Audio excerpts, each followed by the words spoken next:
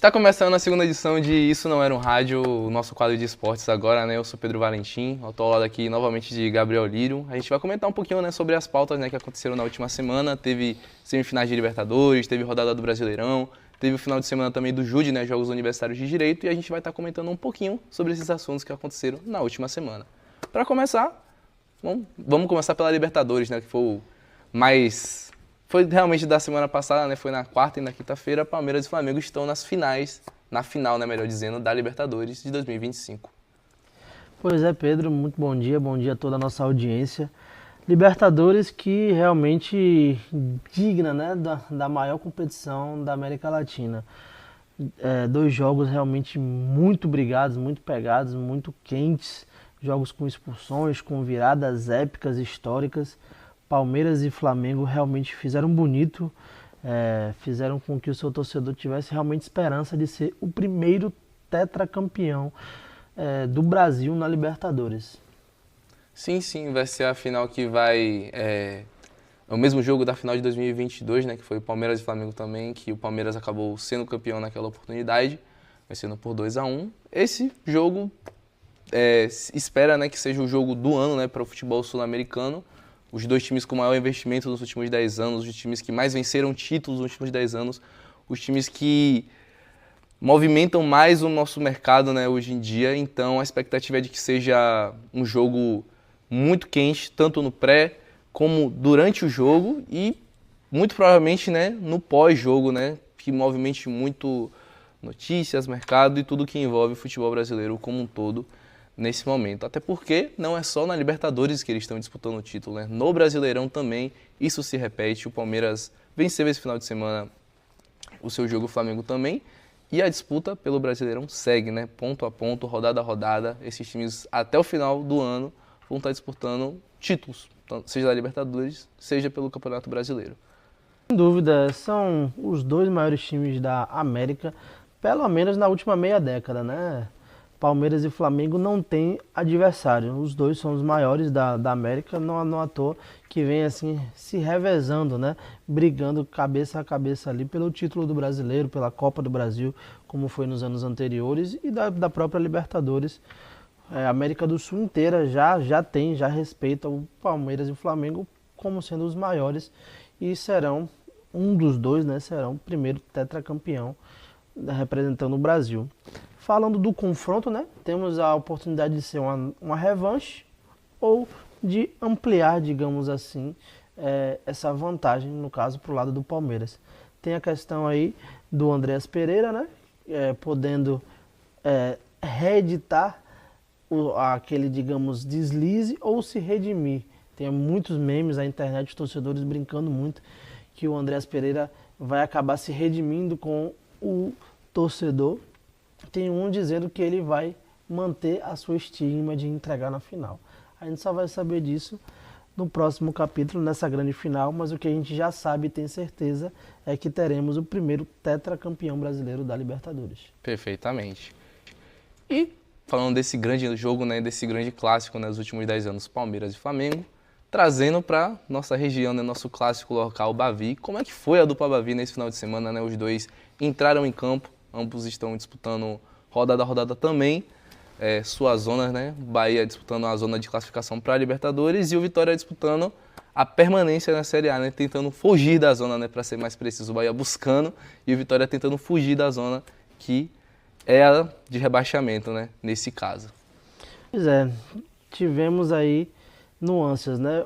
Como a gente falou no programa anterior, a vida do Vitória da Bahia não seria fácil, pois estava indo visitar o Cruzeiro, casa cheia, Mineirão lotado, como já era de se esperar, e o Cruzeiro fez valer o seu mando de campo, fez valer a sua hegemonia, pois está ainda na briga pelo título, né? Está correndo um pouco por fora da briga direta ali de Palmeiras e Flamengo, mas está na briga, está na final da Copa do Brasil, podendo ser o favorito a ser campeão da Copa do Brasil. Então, como a gente falou no programa anterior, a vida não seria fácil. Haja vista que o Vitória tinha desfalques importantes, a exemplo do seu principal atleta, que é o goleiro Lucas Arcanjo, e não deu outra. O Cruzeiro venceu bem, liquidou a fatura já no primeiro tempo, ganhou de 3-1 e complicou ainda mais a vida do rubro-negro baiano, que tem realmente aí um calvário aí nas últimas rodadas do campeonato para tentar se salvar. Matematicamente, né, ainda existem chances.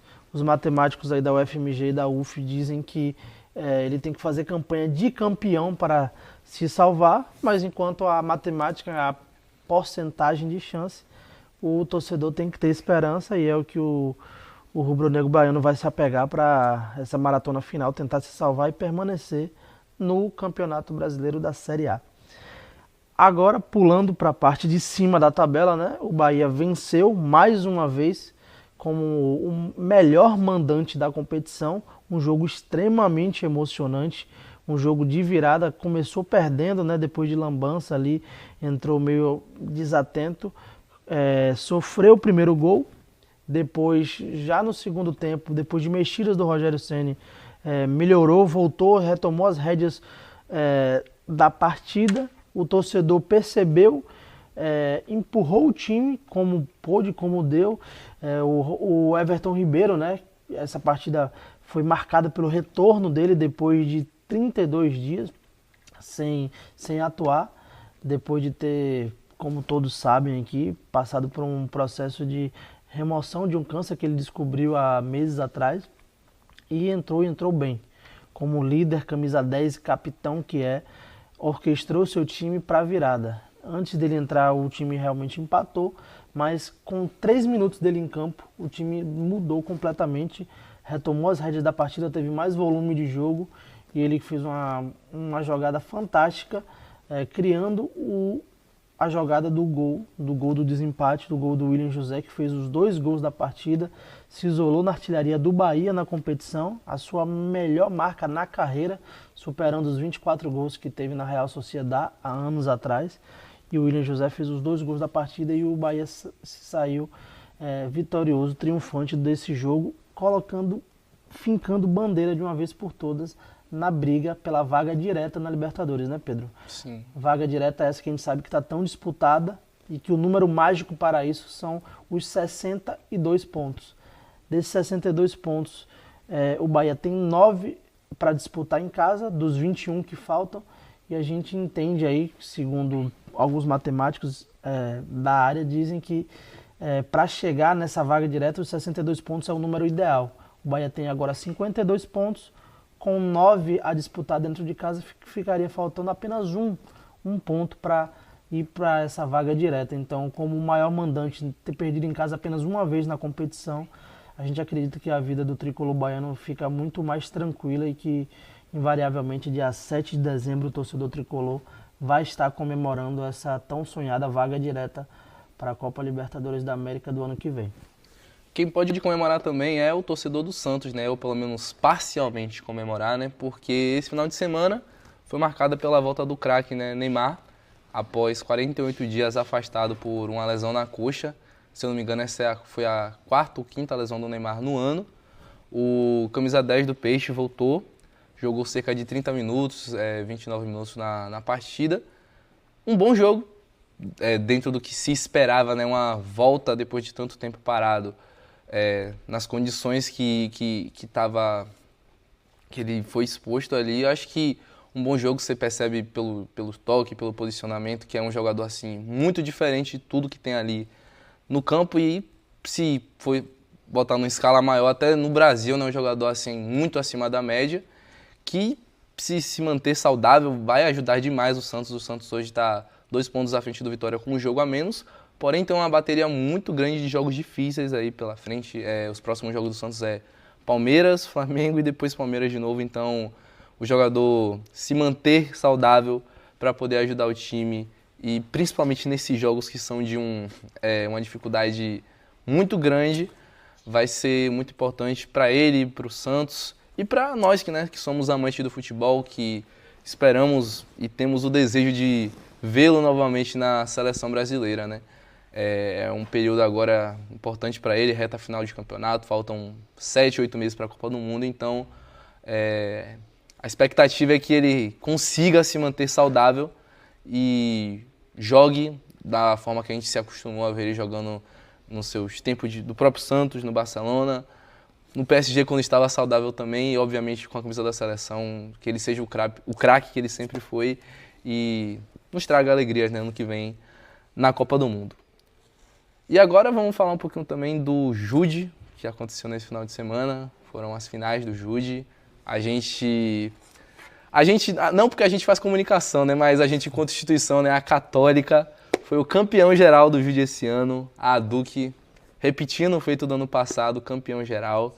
Foi campeão do vôlei feminino, do handebol masculino, como já era de se esperar, né? A Duque é fortíssima no handebol feminino.